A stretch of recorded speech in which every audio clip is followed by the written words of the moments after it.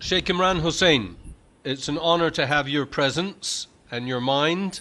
We would like you to explain to us how you see Brexit and what is perhaps the undercurrents, what's really going on. Thank you, Maurice. It's been a long time since last we had an interview, and I'm happy now. I'm back in Malaysia, here in my apartment in Kuala Lumpur, to be once again with you. And we live in very interesting times. Interesting things are happening, and amongst them is Brexit, or the British people deciding by a majority vote that they would like to depart from the European Union, and they call that Brexit. I would like to restrict myself to this preliminary comments because I'm not an investigative journalist who is able to give you a report within 24 hours of an event. Rather, I'm an eschatologist, and we need time to be able to study events, to analyze the implications, and it's still too early. It is still too early for us to be able to offer more than a preliminary comment on Brexit. But I'm happy for the chance to do so because I have had lots and lots of requests from people who want to hear at least a preliminary comment from me. And my first comment is that we have to look at the subject of Brexit both in terms of micro as well as macro analysis. The micro would be the short-term implications, and in which I believe that Europe cannot allow Britain to exit. The consequences for the European Union would be perilous if Britain succeeds in departing from the Union. And so I anticipate that that the European Union will do to Britain what they did to Greece. Greece also had a referendum. I think they voted by 69%, right, in support of government policies, and a slap on the face to the European Union. And lo and behold, the European Union was able to inflict on Greece such perilous consequences of an exit that the Greek people somersaulted, and the government changed policy, and Greece is back with them in their embrace. I anticipate that the same thing is possible with Britain, that the coming months are going to see the European Union doing everything they can possibly do to make it as difficult as possible for Britain, so that the British government will be able to sell to the British people, look here, the cost is going to be too great. These are the consequences of departure, and the price is too high.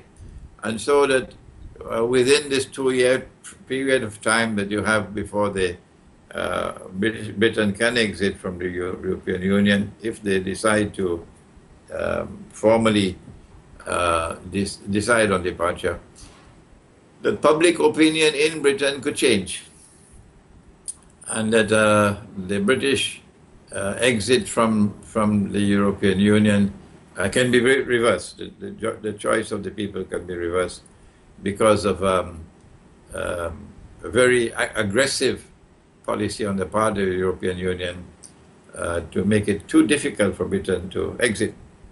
The IMF did the same thing with Hugo Chavez when he wanted to cease his Venezuelan membership in the IMF. The IMF made it, the conditions were too difficult. And although Hugo Chavez had his heart in the right place, it was just not possible for Venezuela to depart from the International Monetary Fund. One can see, for example, the pound losing value at an alarming rate. So far, the loss of value of the pound has not been too alarming. It's manageable, but the coming days and weeks and months could see an alarming decline in the value of the pound. and that would impact on British public opinion. On the other side of the micro-analysis is the fact that Britain is a small island. France is a big country, Germany is a big country, and all the refugees are heading for the big countries where they can enjoy a better standard of living. So the choices will be Britain, France, and Germany in Europe, and Belgium and so on. They won't want to stay in Greece. No. And there's just this much space in Britain. And Britain is already facing a significant problem of non-British people who have migrated to Britain, some of them legally and some of them as refugees. And the vote on the referendum actually indicated, I believe it indicated, that the British were fed up with taking in refugees. And they wanted to put a stop to it. They wanted to have, to take back their country and to be able to decide, we will not allow any more to come in. We have enough. Okay? If the British people dig in their heels, and they are very stubborn people, they can probably put up a fight that Greece could not put up with. The British is famous for its bulldog temperament. And they may decide to fight back against the European Union on the issue of immigration. The European Union needs to have the open door policy, that once you get into the European Union, you can travel anywhere. They need to have that in order to be able to attract people to the European Union. And if Britain were to pull out and successfully pull out, then other countries which are also facing the same problem that Britain is facing may also decide that we want to pull out. So I believe that the coming days and weeks and months are going to display a very, very interesting scenario of, on the one hand, the European Union doing all that they can possibly do to ensure that Britain cannot exit, and the possibility that the British bulldog temperament in it could then decide to fight back the way Greece could not fight back. This is my preliminary micro-analysis. But the macro-analysis is the one which I believe eschatology has more to offer than other branches of knowledge. And that is that our eschatology, which comes from the Quran, allows us to understand the three stages, or the three parts of the shadow, the three stages of a big shadow, which was Pax Britannica, becoming a ruling state, and then Pax Americana succeeding Pax Britannica, and that these things are not happening by accident. They're part and parcel of a three-stage plan to deliver to Israel the status of a ruling state in the world, so that the Antichrist can stand up in Jerusalem and declare that he is the Messiah. This is our eschatology. And our eschatology is almost the same as the Christian eschatology. The Jewish eschatology, of course, is that the Messiah never came. He's coming now for the first time. So there's some slight difference between the Christian and Muslim eschatologies with the Jewish eschatology. But we recognize that we are now at that point in time when stage 2, or Pax Americana, is in irreversible decline. This is the macro-analysis. And a new ruling state will have to come to replace Pax Americana. And in my book, Jerusalem in the Quran, which I wrote about 15 years ago, I argue that the successor to Pax Americana will be Pax Judaica, that Israel will take claim to become the new ruling state in the world. The passage to Pax Britannica as a ruling state could not take place without a monetary system being created in which the sterling pound was the international currency. And then the passage from Pax Britannica to Pax Americana could not take place without a demolition job on the British pound and its replacement with the US dollar. The US dollar first supported by Bretton Woods and its redeemability in gold, and then after 1971, the US dollar becoming a petrodollar. And now we're now arguing, Maurice, that stage 3 cannot take place without another monetary system emerging to replace the current US dollar dominated monetary system. And it is not just the US dollar which will have to go down the road, but also the euro. The biggest trump card that the European Union has at this time, giving it power in the world, is the euro. And so the long-term implications of a British exit from the European Union would be that it's not just the US dollar which would be in irreversible decline, but also the euro, in order to make way for a new monetary system, which will be one currency for the whole world. And that one currency, of course, will be electronic or digital money, controlled by a banking system, which it's also controlled by European Jews, Zionist Jews, not the non-Zionist Jews. And so my macro analysis is that the British exit from the European Union, if it does take place, is meant to pave the way for a new monetary system to emerge, which will replace the existing monetary system. So in a sense, it is to create a collapse of the economy so it can be replaced with the new digital economy. That's right. That it's not only the US dollar which must go down the drain, but also the euro. I see repeated reports of warming relations between Russia and Israel, often from Sputnik, the Russian news agency, but also from public figures. And I wonder how seriously you take this and what repercussions there are given Russia's involvement in Syria. And perhaps you could also comment on Russia's activities in Syria. I'm happy that you raised that subject, Maurice, because there are lots of people, particularly in the Arab world, who are confused. They're confused because they're getting reports from the media in Russia which indicate a warming of relations, a close relationship between Russia and Israel. And that seems to be incompatible with the other view of Russia as a Russia which is standing up to the Zionists. The fact, Maurice, is that Russia is a complex society. There's a very powerful Zionist presence in Russia. And a Zionist presence is also present, the Zionists are also present in the media.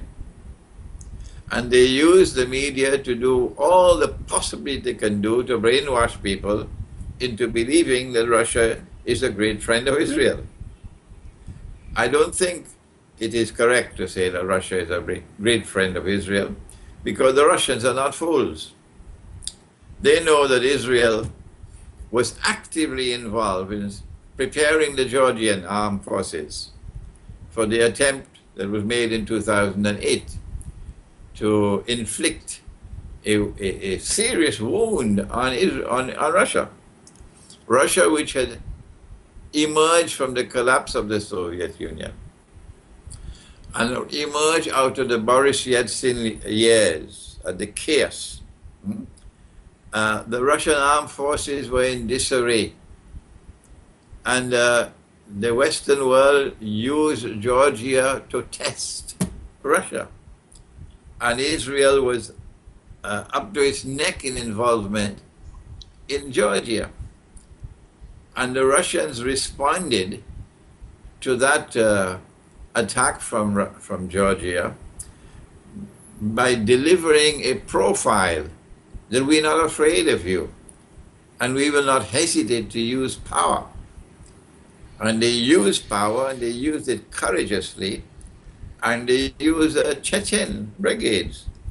Muslims were at the heart of the Russian armed forces, which defeated the Georgians, okay, and gave them a bloody nose.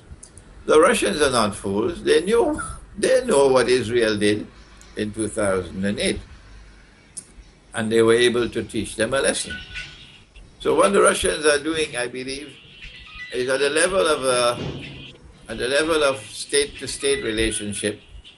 They are maintaining a polite relationship with Israel, yes, but that does not mean that Israel is an ally, not at all. There's no reason for Russia to adopt a hostile policy towards Israel. No. Look at how they've responded to the Turkish embarrassing apology. They reacted to the Turkish shooting down of the airline, the Russian aircraft, very, very strongly. But as soon as the Turkish leader apologized, okay, there's no reason why we should not have good relations with Turkey and mend the fences. This is the foreign policy of a very mature country, showing very great wisdom in its conduct of foreign policy. So I am not surprised by Russia having respectable ties with Israel for the purposes of realpolitik. Yeah. That does not make Israel an ally of Russia, no. Regarding Russia's activities in Syria, namely their bombing the opposition forces, you see this as a good policy? The Prophet, Allah's blessing be upon him, prophesied that the Great War will take place in that area, the north of Syria, north of Iraq, or there. And so it is possible that events are going to escalate, that eventually an event will take place which will provoke an escalation in hostilities. And the Great War can commence right there in the north of Syria. The Russians have had to intervene in Syria. There was no way they could prevent it. They had to do it. But they also had to intervene in Syria in such a way that they could sell the intervention to the Russian public opinion. And the Russian public opinion will accept it. They've done that. They've done that. They've acted very sensibly, very intelligently in Syria, and they've been able to put a brake onto the Western designs in Syria so far.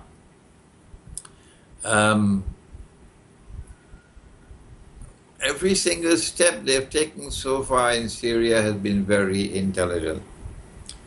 And I have to sit back in wonder and amazement at the maturity and the intelligence of Russian foreign policy. I've learned myself new things about diplomacy by just watching the Russian foreign minister, how he operates, and how Putin is operating, yes. So I don't think that the Russians are going to be afraid or scared of continuing their intelligent policy. They cannot allow ISIS or the Islamic State, they cannot allow it to destabilize Russia. No. They cannot allow it to succeed to such an extent as to be able to bring about a situation in Russia which would cause instability. No. And they have ISIS on the run now. They have ISIS on the run. And in bringing about this, forcing the Turkish government to apologize, and now restoring normal relations with Turkey, the Russians are now in a stronger position because Turkey would not want to get back again in the bad books of Russia. No. It'll make Turkey look like a fool. Turkey is already looking like a big fool because they said they'll never apologize, and now they've apologized. Yeah. So I think that the Russian foreign policy in Syria is correct, and it is likely to continue on course until the Western world decides we've had enough, and we may have some big false flag to try to provoke a war. not too distant from the discussion of Syria is the rivalry between Saudi Arabia and Iran. They seem to be fighting proxy wars in many countries. Iraq, Syria, Lebanon, Yemen, probably more. Bahrain. Where is this leading to? It's the Muslim world tearing itself apart, is it not? I don't consider Saudi Arabia to be a part of my Muslim world. No. For those who can't see and who do not turn to the Quran for guidance, they may consider the Saudi regime to be a part of the Muslim world. I don't. The Quran is very plain and very clear. And those who have been listening to me and reading my eschatology would know that the Quran has spoken about an alliance of Christians and Jews that the Quran anticipates will come into being. That Judeo-Christian alliance has today come into being. It's the Zionist Judeo-Christian alliance. And the Quran has prohibited Muslims, from maintaining friendship and alliance with that Judeo-Christian alliance. That Judeo-Christian alliance controls power in Washington, in London, in Paris, in Bonn. NATO is its military arm, yes. And the Saudis are part and parcel of that alliance. The Saudis are their shoeshine boys. The Quran speaks and speaks very plainly and clearly and says, whosoever from amongst you Muslims turn to them with friendship and alliance. And you travel to Washington to play golf with Barack Obama. Those Muslims who maintain that kind of a relationship with our Judeo-Christian alliance, which today is led by Washington, you no longer belong to the world of Islam. You've left the world of Islam. So it's not that the Saudis and the Iranians are at loggerheads with each other and that shows a divided world of Islam. It's not. The Saudis no longer belong to the world of Islam. The Saudi people, yes, but not the regime. No, the regime has left Islam. I think the regime is acting on behalf of NATO, on behalf of the Zionist alliance in its policies towards Iran. The mastermind which wants to deliver to Israel the status of ruling state in the world, that mastermind needs to provoke Sunni Shia civil war in the House of Islam. And Sunni Shia civil war, if it does take place, will not only present the worst possible image of Islam to the world, but also weaken the world of Islam to resist Israeli oppression. What the Saudis are doing is they are fanning the flames of Sunni Shia civil war. They're doing every single thing they can possibly do to bring about Sunni Shia civil war. The Iranians were not too pleased with me when I said that so long as the Shah ruled over Iran, Sunni Shia civil war in the House of Islam was not possible. Not possible. In order for that larger objective to be realized of Sunni Shia civil war in the world of Islam in the end time, it was necessary to get rid of the Shah and bring a Shia regime to replace him. And so when the revolution took place in Iran, while the Western world were publicly, overtly opposing it, I've argued that they were secretly welcoming it. And that didn't go down too well in Iran. No. Yeah, that didn't go down too well in Iran, no, but it's the truth. And what the Saudis are now doing is fanning the flames of Sunni Shia civil war.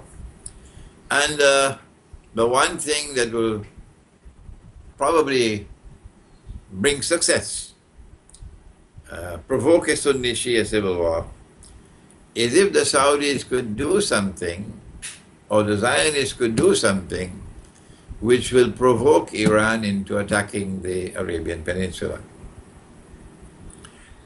What could that be? It could be an Israeli launch an aerial attack on Iran's nuclear installations. Yeah. And then Iran responds by launching an attack on Bahrain. Anything like that, once the Iranians move across the water to attack the Arabian Peninsula, you're going to have Sunni Shia civil war. So you have to understand Saudi foreign policy now with respect to Iran based on this long-term objective of trying to provoke Sunni Shia civil war in the House of Islam. Because I've understood that policy, I'm doing exactly the opposite. And there are others who support me in this, that we say this is the moment in time more important than ever before to try to build and sustain Sunni Shia solidarity. Saudi Arabia is virtually financing Egypt, I believe. Sisi, I think, has assisted in the war on Yemen, in the blockade. He seems to be preaching a kind of secularism, Sisi. Would that be correct? I am not that familiar with what is going on in Egypt, except to say that if the Ikhwan al-Muslimun was bad, if they made terrible mistakes, if they made unforgivable mistakes, if their mistakes were so atrocious that I wish Ikhwan could never rule over Egypt again, if this is true, then I say Sisi is worse than Ikhwan. The imperative for Egypt at this time is to unite the people, because there's a coming war when Israel is going to try to take the eastern delta of Egypt, which is the breadbasket of Egypt. Israel needs to take physical control of the eastern delta, because someone wrote into the Torah, I don't know who did it, but he had a very evil pen with which he did it. Somebody wrote into the Torah that the Holy Land extends from the river of Egypt to the river Euphrates. And because that fellow wrote that stuff into the Torah, we're now faced with this predicament, that Israel cannot have credentials, adequate credentials, as the holy state of Israel, unless it expands its territorial frontiers to encompass the eastern delta. So there is a war that's coming. And that's why NATO is in Libya. So when the war comes, Israel can be attacked, Egypt can be attacked from both sides. I gave this analysis a few years ago, yes. So if you understand what is coming for Egypt, then the intelligent thing, the sensible thing would be to adopt a policy in governing over Egypt that would unite the country. Ikhwan didn't have that sense in their head. They were foolish. This is polite language I'm using. I'm so angry with them. And they divided Egypt as Egypt had never been divided before, over constitution. The example of the Prophet Muhammad, Allah's blessing be upon him, is that he used the constitution to unite the people. And they used the constitution to divide the people. The opposite to what the Prophet did. And so when Ikhwan divided Egypt as Egypt had never been divided before, they were total failure. Well, if Egypt was divided by Ikhwan, today Egypt is being destroyed by Sisi, because the division of Egypt now is becoming permanent. What the Algerian armed forces did in Algeria, Sisi is doing an even worse than what Algeria did. Yeah. I can't comment on the secular policies of Sisi, but I can comment on the disastrous mistake that they're making in dividing Egypt as Egypt has never been divided before, at a time when the opposite policy should be adopted to unite Egypt to prepare for the coming war on Egypt. And Ikhwan is the Muslim Brotherhood, for the viewers that don't know. Yes, the Muslim Brotherhood, yeah. It's extraordinary how close the relationship is between Sisi and Russia. Russia is sending the most advanced weapons to Sisi's military. It's called the politics of opportunism. Russia sees no reason why they should not exploit an opportunity. The Egyptian armed forces is in a fix at the time, and they turned to Russia, and Russia said, "Why not? We can maintain a friendly relationship with you." I call it the politics of opportunism. It does not indicate an alliance. No, it's just an opportunistic policy adopted by both parties.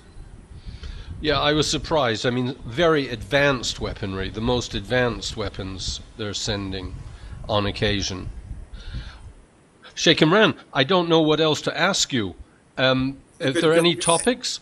You can compare Russia's foreign policy towards Egypt with Russia's foreign policy towards Syria and Iran. In the case of Syria and Iran, you can clearly see that this is an alliance. The Russians are building an alliance with Iran. They don't want Iran to get out of their grip and go over to the Western camp. No. So they do everything they can do to keep Iran in an alliance with them. And similarly with Syria, even if it meant Russian military intervention in Syria, they will do it. But with Egypt, it's different. It is exploiting an opportunity which presented itself when Morsi was overthrown. Morsi was advocating the Egyptians going and joining the bogus jihad in Syria. Yeah, he opened the doors of Egypt like a fool. The fool that he is, opened the doors of Egypt so that Egyptians could go and join the bogus Yankee jihad in Syria against the Syrian regime. And this was bad news for the Russians. So when Morsi was overthrown and Sisi took over and he turned towards Russia in a friendly way, why not? Why not exploit this opportunity? This is the basis of the relationship between Russia and Syria Egypt at the moment. It is exploiting an opportunity, that's all. It's not an alliance. Thank you for the clarity. You're welcome. You're welcome, Harris. I would like to use the opportunity to share with you and with your viewing audience that there's a part of my life which is private, and that's my dreams. And I hardly ever reveal my dreams to public. I never use it for my analytical work and so on. But on this occasion, I have to reveal that I've had 8 dreams, 8 so far, over the last less than 2 years of nuclear war. It is amazing that the dreams keep on repeating themselves, okay? 8 dreams in less than 2 years on nuclear war. And so I fear, I hope I'm wrong, I would be very happy if I'm wrong, but I fear that nuclear war is going to be provoked soon. If Donald Trump were to be elected as President of the United States, it creates a problem for NATO to provoke nuclear war with Russia, because Trump is on record as saying that he sees no reason why the United States should have an antagonistic relationship with Russia.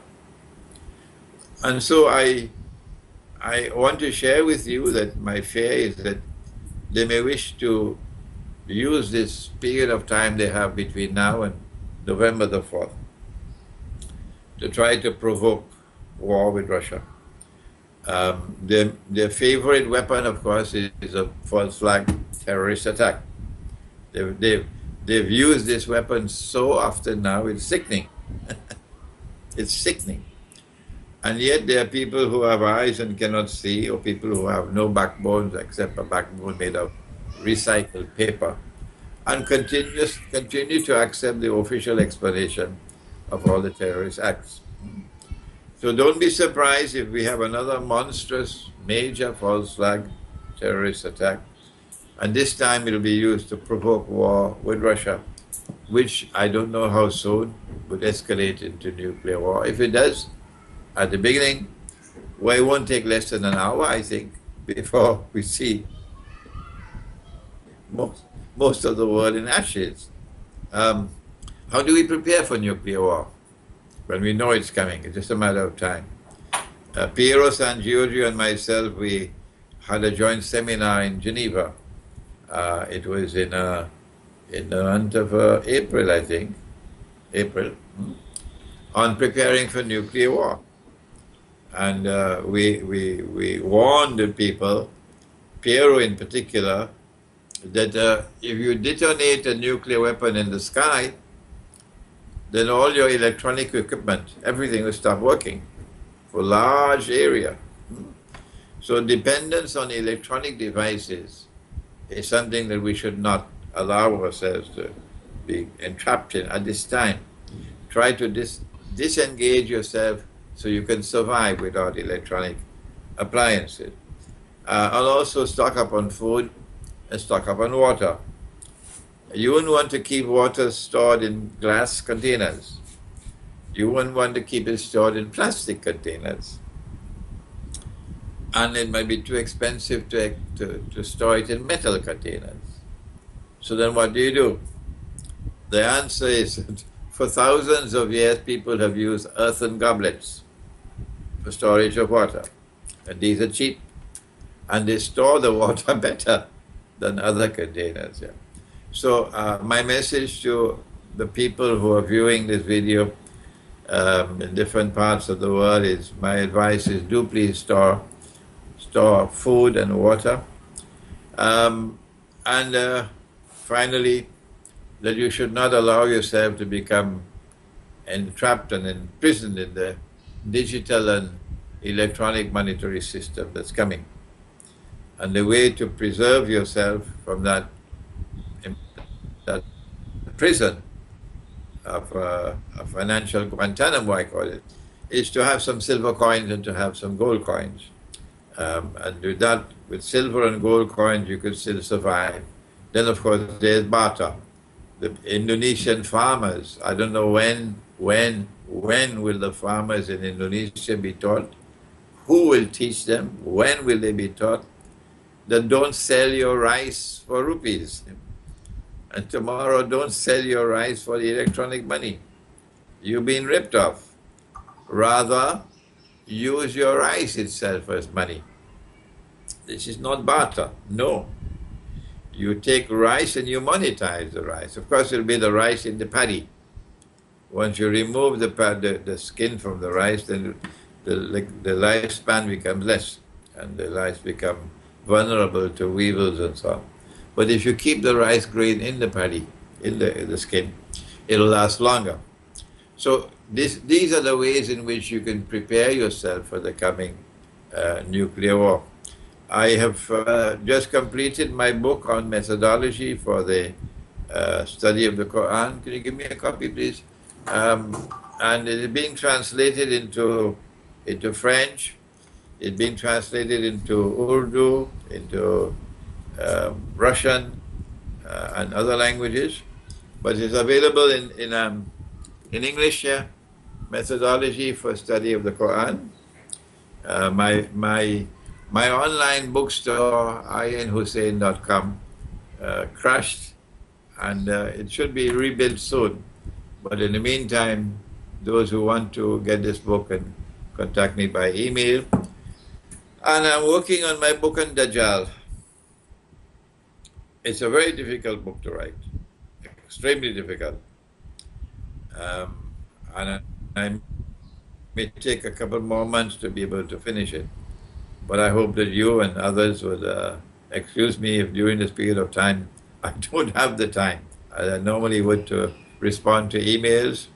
You kindly excuse me so I can try to finish my book on Dajjal, the false Messiah, which when it is finished, the primary target audience will be the world of Islam and the world of Orthodox Christianity, but also the world of Judaism.